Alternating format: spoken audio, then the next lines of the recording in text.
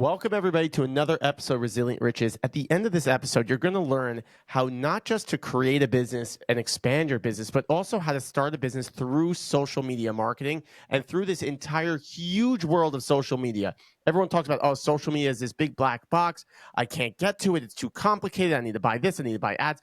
But how do you actually do it organically so it creates sustainability and own your entire vertical from the person sitting down, watching your videos, and then from there actually buying your product? So I thought, let me find somebody who's the best in the business at that. Maayan Gordon, who creates communities for the biggest influencers and biggest channels in the world, has a huge TikTok following of over 2.3 million followers on TikTok, has a great LinkedIn presence, and really understands community building and how to properly create a brand and to create that vertical. So Maayan, we're super excited for this conversation.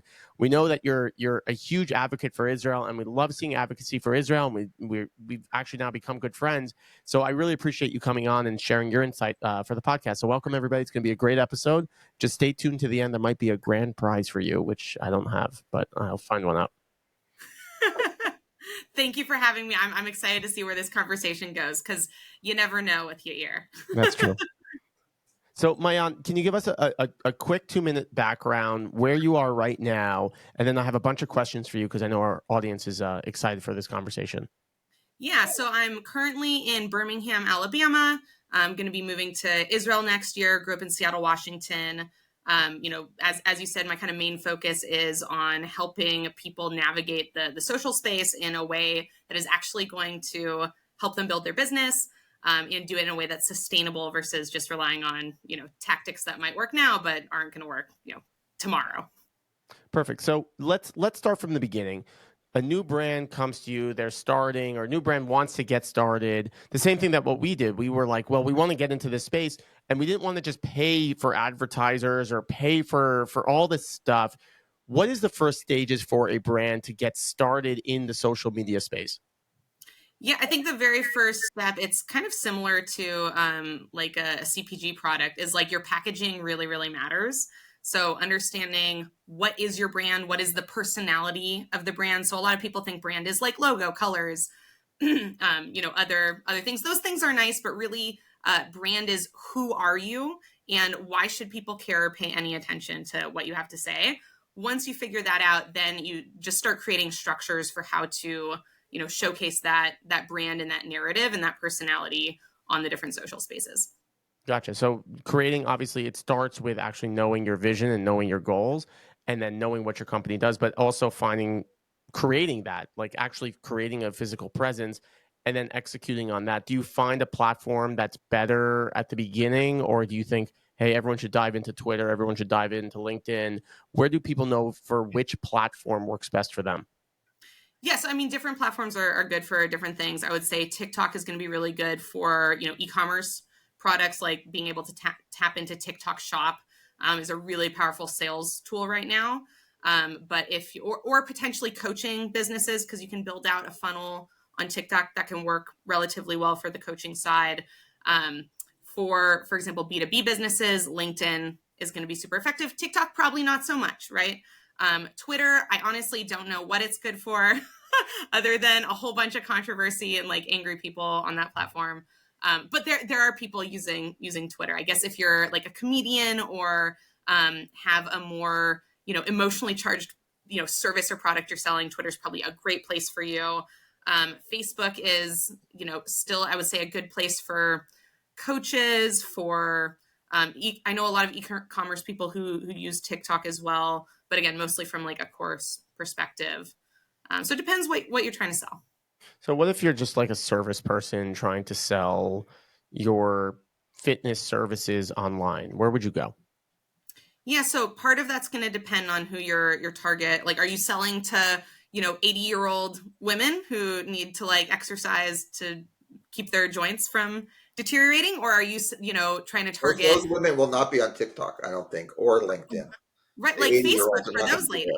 And some of them are actually on TikTok, surprisingly. But if you're like trying to sell to men who want 6-pack abs, probably Instagram's a better place. I would say LinkedIn can be a great place though. Like if you're trying to market a fitness product to busy professionals who are stuck in their chairs all the time and feel like they're getting schleppy, that would so it depends exactly who within any of I those. find LinkedIn is just like more serious people on there personally. There's a lot of goofball. I mean, I'm on there. I'm not that serious. Every role, but I don't know. I just find, like you said, it was B2B. I mean, we're heavily on LinkedIn. I just found that that was an automatic platform for us. Yeah, absolutely. Any type of I like the word serious instead of the word boring product is going to be best for LinkedIn, right? Like accounting, definitely not boring, but very serious and It's a big preferred sex. for There's a LinkedIn. lot of sex appeal in accounting. That's really There is, yeah, those glasses, right? So yeah, my youngest son is going to be a CPA, hopefully at the end of January. perfect fit. Mazel Accounting tov. is a perfect fit for We'll that. see. I don't want to jinx it. Yeah, My hopefully you father was find it. also a CPA, also very boring. Yeah, but it's a big yeah. So you do get some. I do find that interesting that you do get more serious people on LinkedIn, but I feel like on LinkedIn you don't get as many end consumers that are actually looking to buy a product. Like there isn't really so much of a funnel on LinkedIn that I find that's like, hey, like let's say for example, a financial services person trying to sell their financial services. If you're doing it on LinkedIn, like it's not as attract. Like the funnel doesn't really create as cleanly. When you're Yeah. doing it on TikTok, I do find that some people in financial services do really really well on TikTok because they're really marketing to the masses.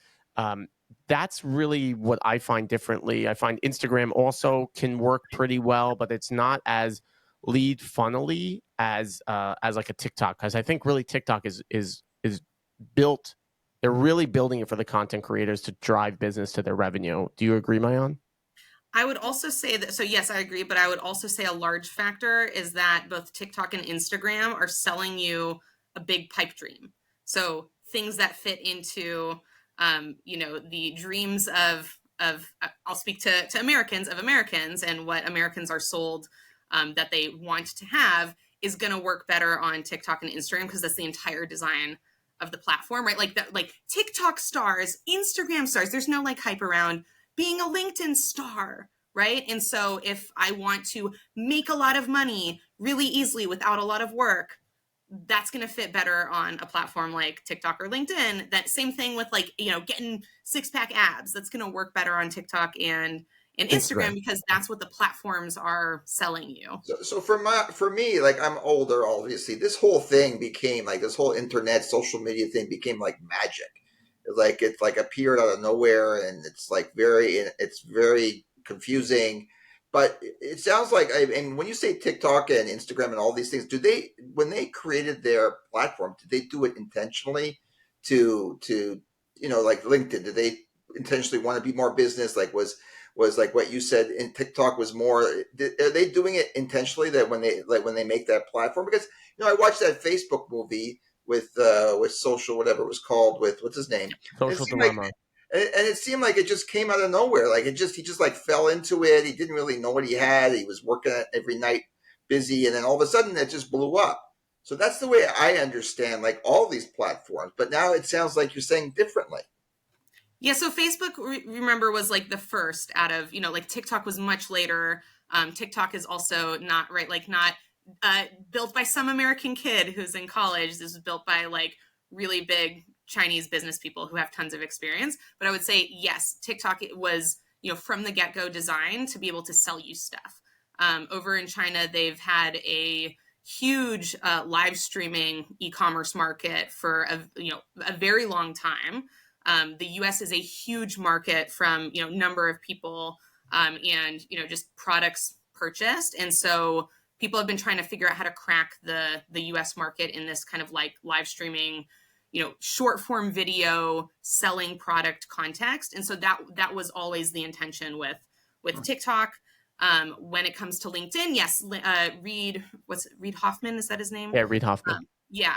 It was designed from the get-go to be business focused. In fact, LinkedIn did not start out really as a social platform. It used to be kind of like a black book. It was a way to keep people's addresses and contact info.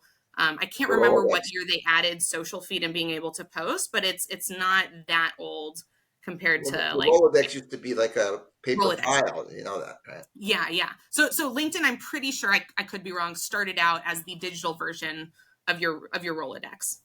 That's interesting. So it was It's really never intentionally to go to business. It just evolved that way. It sounded like. So some evolve and So, I some mean, are all intentional. platforms need to monetize and become their own businesses, if that's what you're like. They all have to figure out how to make money because software development's very expensive. Right. Interesting. Gotcha. So let's say, all right, you found, and what I'm breaking down from this is first, you obviously there is this huge more world of social media. You create your own brand, you create your own strategy, then you find out which platform works best for you. And Yes. yeah, I do agree with you. The Instagram star, like people, there's a girl in my community, Lizzie Savetsky. Like people talk to her, like she gets like honored at the mayor's house, and I'm thinking this girl doesn't know the first thing about it. Like she doesn't know anything. But it's like because she's this Instagram star, people just give her stuff. I feel like if she was a LinkedIn star, like nobody would even look twice. But she could make Right. 10 times as much money on LinkedIn than she could on Instagram because she's actually doing commerce and doing business. So it's understanding number one your own vanity, but also at the same time what is your business model. She's on the fashionista side, so I think that works well for Instagram because it's a little bit more vain. So it fits well in that brand. She would not do well in TikTok. I just don't think she would. Or like for example, we've had Kobe Halperin on the podcast. He's the biggest, really the biggest designer of women's dresses in the world, and he's really big on Instagram. That's a big channel for him, and it fits right in his brand. But he would never do anything on LinkedIn, so it doesn't really fit. And Facebook doesn't really fit for him because he's really targeting a specific audience. So once you find that target, okay, so let's say you start posting, you start creating content, you start getting some traction, you start getting some exposure. What are the actual results that you should be expecting in the first year when you start creating this brand? Yeah, it's a really good question. I would say it's going to depend a lot on how aggressive you are in terms of like how often are you creating content? How much are you commenting on others people's posts? Like how much literal time are you spending on posting on social and engaging on social? I think if you're going light, meaning you're doing it twice a week, you should expect almost zero results. To get, any type of significant traction, I think requires a daily effort.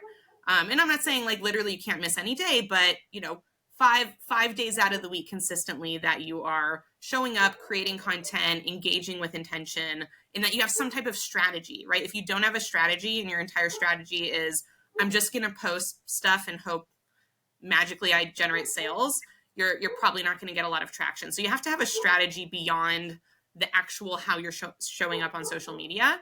If you What have does a good that mean? Like, strategy, what is an example of a strategy? Like, what do you mean by that?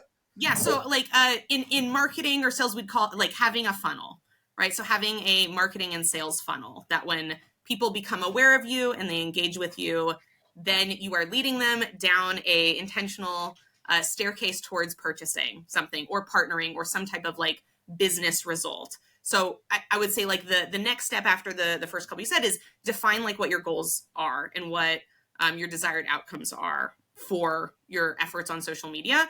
A lot of the times it's going to be sales, right? For like almost any business, the end goal is more sales. So building out some type of mechanism that facilitates sales. And for as an easy example for a lot of service serious based businesses, that's going to be getting people on a sales call, right? So if you literally have no mechanism from taking people to commenting on your posts or messaging you to then booking them on a sales call, like you're probably not going to make any sales from your social media efforts. If you have that mechanism built, then you can set a goal and say, you know what, I want to have out of my social posts, I want to have 20 booked calls a month. Out of those 20 booked calls, my goal is, reasonable goal is to close 3 new clients, right? So then you can kind of predict the results of your efforts on social, and depending on how big your team is, how again aggressive you want to be doing this work, that'll determine like the results that you're going to see. So how do you do that? Like, how do you devise a strategy so that you can get that? Because that's like a big struggle. I mean, that's the whole thing. I mean, that's the secret of it. That's why we want to do it. So Yeah. how do you develop that? Like, are you posting on there like ideas for them for people to engage with you, and then you want to like, are you developing it as you go along, or is it random? Like Yes, and yes. No. Is it random? Is it structured? It's all of the above, Dad. Whatever you want it to be. You want chicken, salmon, we have all of it. You want her short hair? It's a Seinfeld joke, Dad. Do you want, well, does she have long hair? Well, do you want her to have long hair? how It's are her? whatever. No, I saw that, George. How are her ears? Do you want big ears? Do you want small ears? What is it that you want? So I think there's a couple methods that are tried and true. So one approach is to just cold DM people, right? Like cold outreach, right? The digital new age version of cold calling people. That works at high volume and when optimized somewhat, but like, it's a lot of work for little bookings. Same way if you were cold calling, you might call 100 people and book three appointments or have 3 like real leads out of that. And that would be like a pretty good rate, 3%. But if you're automating, if that's all automated through social media, it's not the same as dialing for dollars. It's different. It's not the same effort. Like if you could set something up, set it and forget it, and it's 1,000 and you get 3, that's fine. Right. Yes. So that's an approach that people take. That's why on LinkedIn you'll get a bunch of automated messages from people. That's a very, very real thing, right? Now, would I ever respond to any of those? Like never in my life, right? But so you're going after a market that probably, or a customer base that's probably like on the very uneducated side or unaware side in terms of that. So if that's your target market, great, go for it. The method that I prefer is, as you're saying, to create, I'd call it like thought leadership content. So that's what you guys are doing with the podcast, right? You're creating content that positions you guys as thought leaders. Now, here's one of the interesting things. To be positioned as a thought leader, you don't actually have to be the one sharing good thoughts. You can actually be the host of the show, right? So a podcast is a really great way, especially if you're starting out, to establish that you are a somebody in the space because other people who are really smart and have a lot to say. So it's really, you can do it by actually having really brilliant things to say or by association. And that's actually how a lot of people become famous on the internet, right? Is they literally just start posting videos, pictures, content of them hanging out with, having conversations, spending time with other people who are more famous than them. And by that association, you can kind of climb a social ladder. And this is social media. So that very much works. Another method is to, have content that asks really good questions. So instead of saying, here are my opinions, saying, hey, is this something you've ever thought of? Or, something I have a question about is this. And people, if they believe that you have a clever way of thinking, will be attracted to you. And you can actually do that just as much through asking questions as you can through sharing your opinions. And sometimes that's a better way because, especially on LinkedIn, everyone's sharing, the top 10 ways to fill in the blank. People are sharing a lot of, thought leadership information that is very dry, very pointed. So one way to cut through that is asking questions. Another is to contextualize what you're sharing through your specific life experiences. Okay, but even if you have like a clever way of thinking or whatever, like how does it, like it's still like word of mouth sort of thing, right? I mean, it's still, you got to generate like momentum on it. People got to think about you, but which could never happen or could take a million years. So can you give a little bit more example? Like I think more concrete. Like give us a scenario where that would actually help. I think that would be interesting. Yeah. So I'll give you an example for myself. So I am looking to work with people who want to build online communities. Right. So I can, share about how awesome online communities are, or I can say, have you ever thought about how an online community could help double your sales? And people might be like, no, I haven't thought about that. So I start with a question, share some info, and then at the end, ask another question that drives a comment. So maybe the question that drives a comment would be, tell me what your business is, and I'll tell you a good idea for how a community could double your sales. Right. And now I'm getting people to comment, say, well, my business is, selling dog collars, right? Like whatever it is. And now I'm engaging and I can do a comment response, which drives more visibility through the algorithm, but also I can follow up and send a direct message to those people. And some of those people are going to reach out to me and say, and I have this happen, people will send me a direct message. And sometimes they're not the people who comment or that I see engaged on my post. And they'll say, I read your post about X, Y, and Z. I'd really love to talk to you. Those are incredible inbound leads. Those are much, much easier to convert than anything. Yeah, of course. Those are the people that are already responding and they're interested already. So you've already turned it from a cold lead to a warm lead. Exactly. So that comes through consistency. But again, it's going to take we could be super clever and whatever, but we want to reach out to more and more people, but it's, difficult to do that. It is difficult. There's certainly no guaranteed magic wand you can use. There are lots of people who get, I don't want to say lucky, but have the right timing, have the right communication and brand positioning, and it works really, really well very quickly for them. You can't 100% predetermine that. You can make really educated guesses in business, around brand and marketing, and then you can see what the results are and test and optimize. So to what you were saying, do you just try stuff and see if it works? Yes, with like an educated guess. So think about it the same way you would design a science experiment, right? Like you have a hypothesis that you're designing the experiment around, but you don't 100% know that it's going to work. You have to test it out. But then you don't, with the science experiment, at least you get a response. But with us, if you don't get a response, it still could be having a good effect, but you just don't know. I would argue if it's having a good effect, then if you get zero response and you don't know what's going on, it probably didn't work. Maybe it's something else also. Maybe that have good content, which is what I think is our issue right now, is we have good content, but we're not getting the call to action. We're not putting in that question at the end like you are to elicit a reply. So we're getting I talk to people and they say, oh yeah, you got this content. It's very interesting, blah, blah, blah. Like, I think this podcast itself is very interesting. I don't know what Yair is doing, getting up and coming back. And it's very annoying, but I don't really know what he's doing there. But we'll go on. But, so I think we're missing. I mean, so to the point that you're saying. Yeah, but that's the part that we've been doing this for a long time, a lot more work than we ever thought it was going to be. Yeah. And the response is like you said, like, not as great. We've had some response a little bit, and I think it's given us more of a brand awareness. Like people, they'll go to the website. We're talking to them anyway, so it gives them more brand awareness. They get to know us better.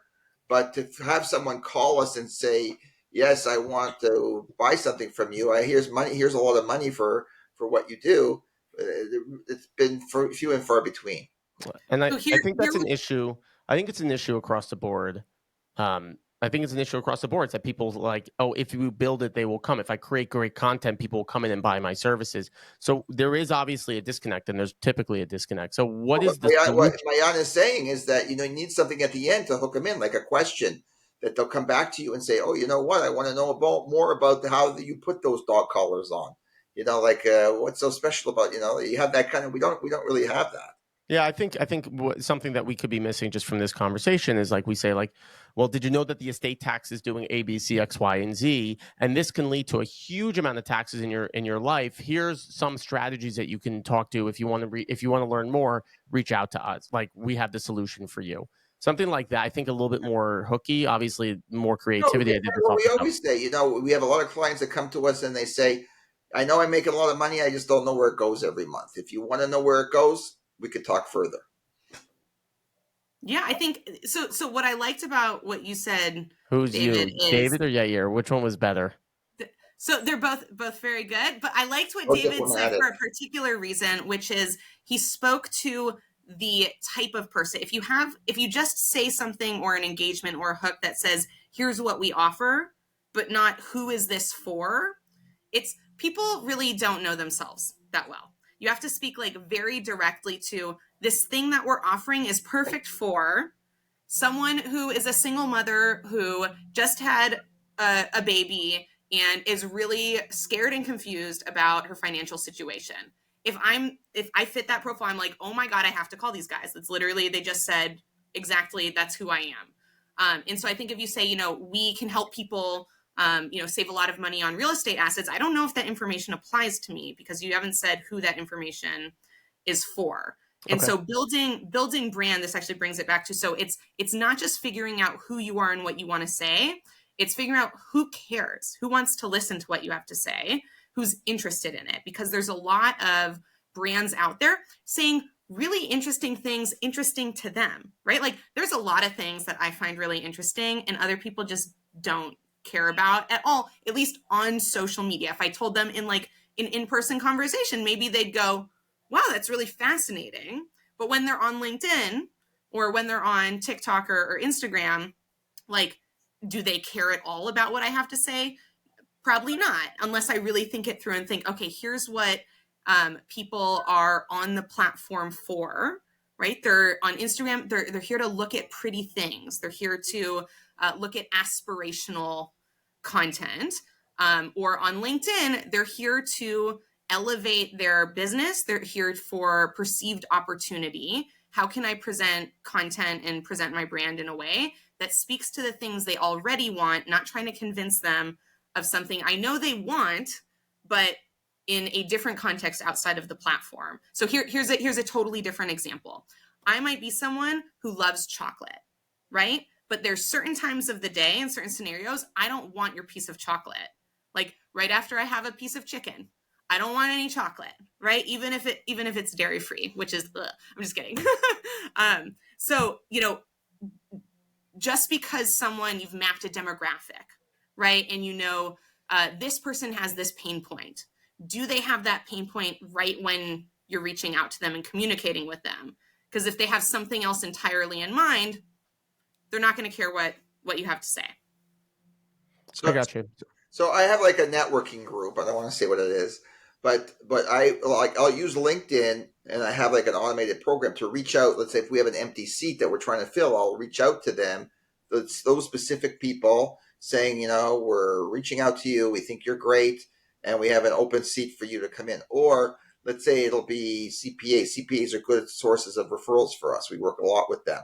I'll say, you know what? I've got referrals for you, and we do a lot of referral business. We send a lot of referrals, and I have referrals for you, and I'd like to talk to you about it further. So, not, reaching that pain point that they want more business.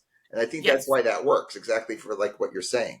Yeah, that strategy's worked. We've done that. How many years? That 6-7 years, and it's been amazing. It changed our entire business. We built our business off of a good portion of our business, Dad. But I would say it was based off of LinkedIn and having that really creating this direct messaging community. And we've made, millions of dollars of business has passed from us, and that we've sent out because of LinkedIn, because we use it for that hook. So I think it's really crucial. We don't do it on the global scale, but I think doing the branding really helps, which is worth it. But obviously, creating that last funnel. I just want to keep the conversation going. So when you do create this community, when you do create exactly what you're talking about, it's you're creating this content, people are engaging, you're starting to do something. Like, what's the next stage? Like, do you just keep creating great content and keep creating funnels? What is the next stage? Because you talk about a lot of community building. Is that the ultimate? And like, what is a community building, and how do you do that? Like, what does that actually mean?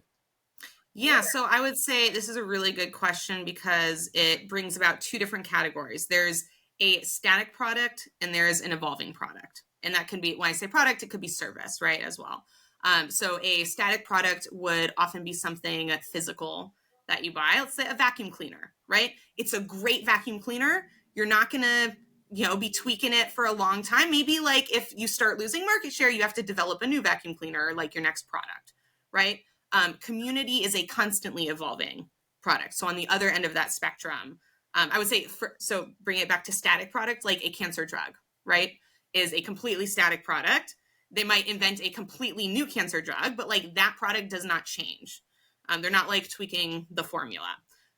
Community is changing all the time. Now, a lot of businesses are going to fall in between those two extremes. For example, financial services, right? The basic core foundation is always the same, but you're learning about new providers all the time, right? There's new tax codes you have to stay on top of. So it's evolving and you're tweaking and you're changing it, but at a more subtle level than the core functionality of the product. So a community is something you get people into, and then you allow the members of the community to decide what direction it's going to go. And of course, you're facilitating that and helping to lead and guide that. But a community is a type of product that self-evolves. So how is that beneficial to the members of the community? I mean, is it just like a social group? Is that what you're saying? Is that this people get to know each other and like businesses or whatnot? It's it's like my networking group or whatnot. Is that what you're saying it is? Is that the So I purpose would of say it? there's different types of communities. All of them share social component. Right? Like think about there's probably no community you could ever name that doesn't have social, socialness as part of what makes it a community. Versus, let's say, a course or an education platform that has no community component. Right? It's just Google. Let's say is there's no community of like when I go on Google, I'm interacting with people. I'm just on Google for the information. That's all I care about. Right? Um, Other components of community are skill development, right? So if you think about college, like in-person college is a community, right? Otherwise you could take courses online. Why do you go in person to a school and pay like a lot more money? Because there's other people there, and the bonding and the social aspect helps you to learn better and helps you stay committed and engaged, and you get access to other people's ideas. So all of those things are benefits of an online community as well. Hopefully you're getting not only access to the information directly from the institution, but also the other people who are part of the community. They've got great ideas and insights too. They're also helping you feel supported and less alone. So, for example, in a financial community, let's bring it back to home. What would be the benefit versus reading a bunch of books, right? You can get really, really smart on your finances by reading, like some basic books. Well, there's a lot of shame and fear around money. There's a lot of emotions around people's money situations and money issues. And if I'm in a community with other people who also are trying to get out of debt or who also have lost like all their money because they made a bad business decision, that's going to really be helpful for me in terms of wanting to, learn and implement the knowledge that I need to not have that happen again or put myself in a different situation. It's very interesting because you do that, building that community and building that, like, it's the collaboration. Can people do financial planning by themselves, or do they like working with advisors? Typically, the average return of working with an advisor is 3.9% higher a year when you work with an advisor versus doing it yourself. And I tell people all the time, it's not because our returns are better. Returns the exact same thing as doing it yourself or doing through a robo. Might be better, might be worse, but like really, it's kind of all the same. But it's the consistent conversation and like having a partnership and living your life and doing it with someone that really gets you. And that's really what communities are based out of. It's like, do you study better on your own, or do you study better when you're in with other people that's studying and working together and building it together? And I think that's really the goal, is creating, when you're saying thought leadership, and that's why I kind of want to steer this, is when you're creating thought leadership, you're building your brand, then you're building proper content, then you create that thought leadership and people will follow you. And then people go, oh, you know what? I'd like to engage with you and I'd like to build with you over time. And I think that's really the ultimate. So Maayan, before one of our last questions for you is, before actually our last question is, there's obviously a lot of talk right now on this TikTok ban, and you were, I guess, right now your primary is not in TikTok. It's like, seems like you're much more focused on the B2B world. But what do you think about this TikTok ban? What do you actually think it will go through? Can you talk to us about why there's an issue of TikTok and like what's really going on? What's the behind the scenes? Yeah, so I don't think a ban's going to go through. This is not the first time people have gotten all excited about a ban happening. I think it was maybe 2022. People also got really, really worried that there was going to be a big ban, and the government got involved, right, and said we're going to ban or force a sale of the company to a U.S. entity. I think money is a huge driver for all of these things, right? And so part of it is really just purely financially driven. Part of it is concerns about what is China doing with data, right? So how valid is that? I have no idea. I'm not like a securities person. I'm certainly not educated enough on the long history of the US and China to have a significant or meaningful opinion. What I would say, though, is I don't think a ban is going to go through here in the US. Has TikTok been banned in other countries? Yes. In fact, after this was maybe, I don't know, 6 months or a year after I grew, a large portion of my audience, they banned it in India, which really hurt my account because I had like 20% of my following were all in India, right? It's like a billion people. It's a lot of people to ban. Now, India has completely different government and socioeconomic, conditions than here in the United States.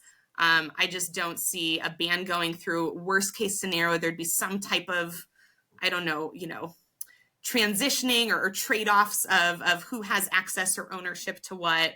But this also falls into like geopolitical relations, right? So I don't know how that factors in, but it's not something I'm concerned about. I don't think many people are actually concerned. I think people will leverage media concern as hype to help themselves grow. So you'll see creators lean in and go, oh my God, are you guys worried about the TikTok ban, in an effort to get you to follow them on other platforms, which, like, let's be honest, it's a good tactic. It's not something I personally would use, but like, does that work? Yeah, people enjoy being upset.